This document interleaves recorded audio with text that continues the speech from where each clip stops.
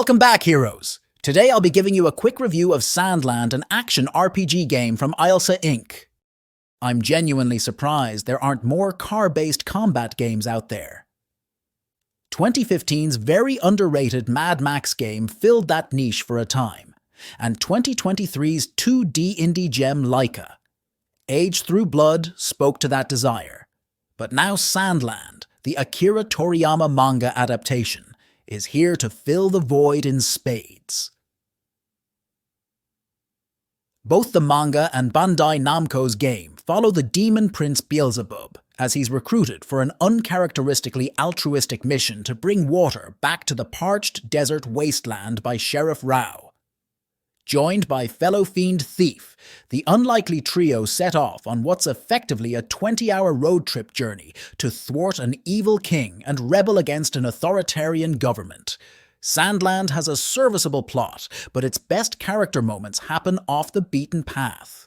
Beelzebub isn't all that evil. His dad Lucifer enforces a strict gaming time limit of 1 hour a day when he's back home, and Sandland goes to great efforts to prove it's the humans that are the evil, genocidal maniacs via Rao's redemption for inadvertently slaughtering unarmed civilians decades before the game takes place.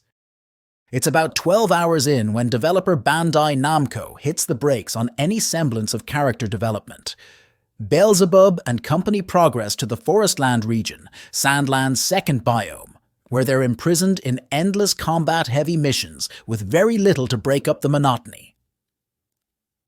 I don't think it's an accident that the Forestland is a bespoke creation, having never appeared in Toriyama's limited manga series, and it feels far inferior to what the late great storyteller constructed years ago.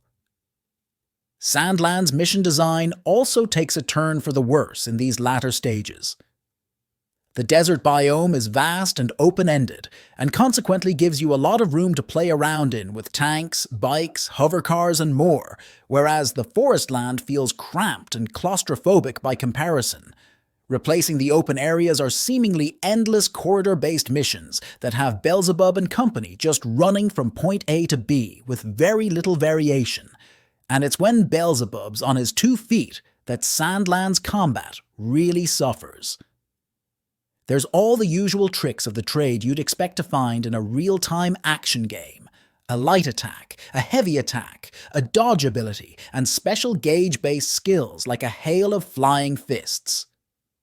The problem here is that it all feels really unresponsive. Dodging barely ever works for actually evading damage in close quarters, so you soon get locked into a cycle of running away, closing back in for a quick attack, and repeating the entire process. Beelzebub's character and gameplay feel at odds with one another as a result. The demon prince batters people senseless in cutscenes with finesse, only for the entire thing to feel like trying to move a stick in mud once I'm able to take direct control of the action. Beelzebub's supposed to be some sort of hardened fighter, but his literal gameplay never manages to match the narrative Sandland builds up for him. Thankfully, Sandland's combat is rescued gracefully by its fantastic vehicles. Beelzebub, Rao, and Thief can hop aboard a tank, car, hovercar, jumping bipedal bot, motorbike, and more to fight foes with a variety of weaponry like missiles, machine guns, fiery grenades, or even punches. There's a really fun variety of vehicles on offer in Sandland, and the vehicle combat is undoubtedly the greatest strength of this action-oriented RPG. You'll find yourself weaving between tank missiles in the hovercar, firing back with your own dual missile pods, or mowing down villainous foot soldiers with a shotgun from the back of the motorbike. It's deliciously fast-paced, the perfect antidote to Sandland's sluggish brawler combat, and because the vast majority of enemy vehicles use missiles, it feels like a game of dodging and weaving around incoming fire, rather than just plowing headlong through enemy fire with a beastie vehicle like the tank. That being said, vehicle matchups are a bit imbalanced. Sandland wants you to experiment with pitting motorbikes against cars, or your car against other tanks, but too often you can just resort to using your tank to brute force your way through any combination of enemy vehicles with its superior armor and firepower. That's even against enemies of a similar level to Beelzebub and company, so the entire thing only gets exacerbated by grinding out levels with side missions. Side activities might grant Beelzebub more XP, and even better vehicle parts like suspension systems and weapons, but all the optional side missions routinely revolve around beating something to a pulp, with very little in the way of story.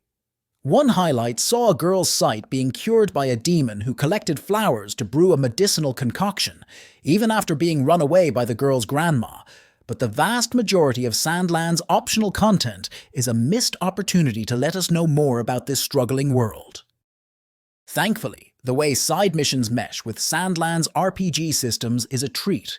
Progression isn't tied to just Beelzebub's level, it's more in sync with the level of your vehicles and their individual parts. Side missions routinely reward you with better parts, so you can very much feel the difference in your vehicles. One part might enable a target-locking missile system on the car, for example, or flame grenades for the bipedal bot, brilliantly expanding Sandland's vehicle customization options. Sandland's vehicle combat and customization are absolute triumphs, and vehicle customization interlocking with optional side missions is a great tool for expanding the player's horizon beyond the beaten path. The same can't be said about the rest of the experience, as foot-based combat feels sluggish, and the story devolves to shooting things in the face, with character development damn near halting by the time you reach the final quarter of Sandland. We give this game a decent 3 screens out of 5. Stay tuned for more recaps and reviews of movies, documentaries, TV shows, and games coming soon. Thanks for watching.